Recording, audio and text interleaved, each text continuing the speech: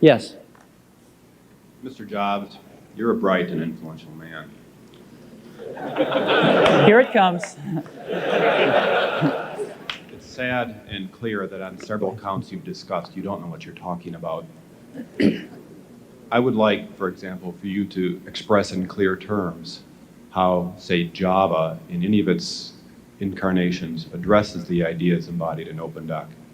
And when you're finished with that, perhaps you could tell us what you personally have been doing for the last 7 years.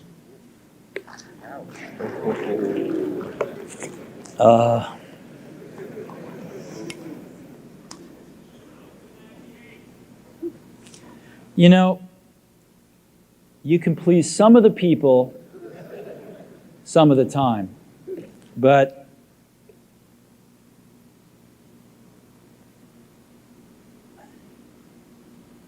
one of the hardest things when you're trying to affect change is that people like this gentleman are right in some areas.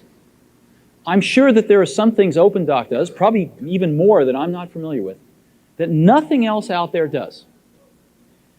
And I'm sure that you can make some demos, maybe a small commercial app that demonstrates those things.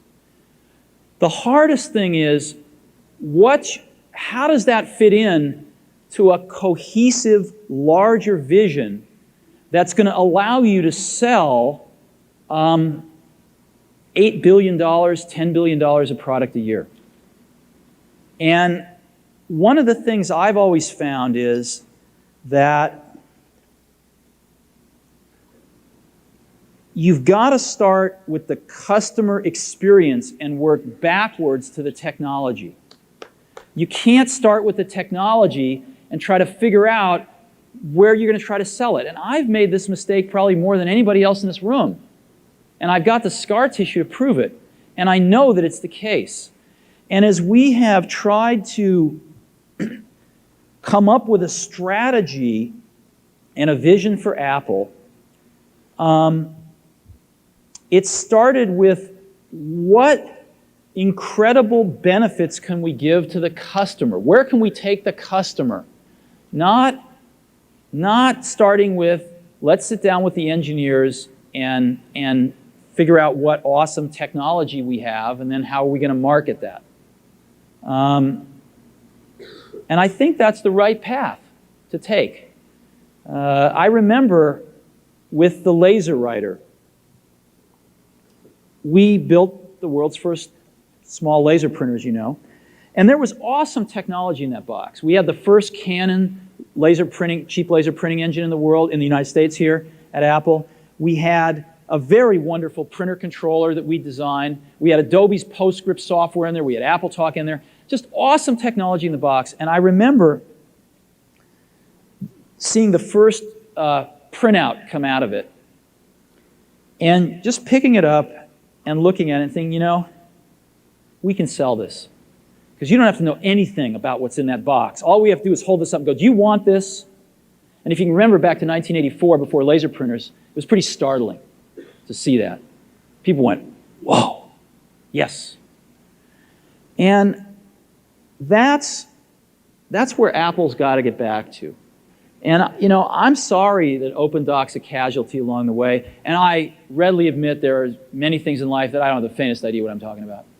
So I apologize for that too. But there's a whole lot of people working super, super hard right now at Apple. You know, Avi, John, Garino, Fred, I mean, the whole team is working, burning the midnight oil, trying to, and people, you know, hundreds of people below them, to execute on some of these things, and they're doing their best.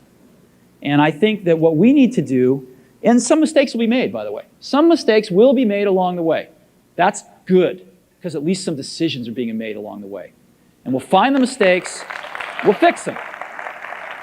And I think what we need to do is support that team going through this very important stage as they work their butts off. They're all getting calls, being offered 3 times as much money to go do this, do that. The valley's hot. None of them are leaving. And I think we need to support them and see them through this and write some damn good applications to support Apple out in the market. That's my own point of view. Mistakes will be made. Some people will be pissed off. Some people will not know what they're talking about. But I think it is so much better than where things were not very long ago. And I think we're going to get there.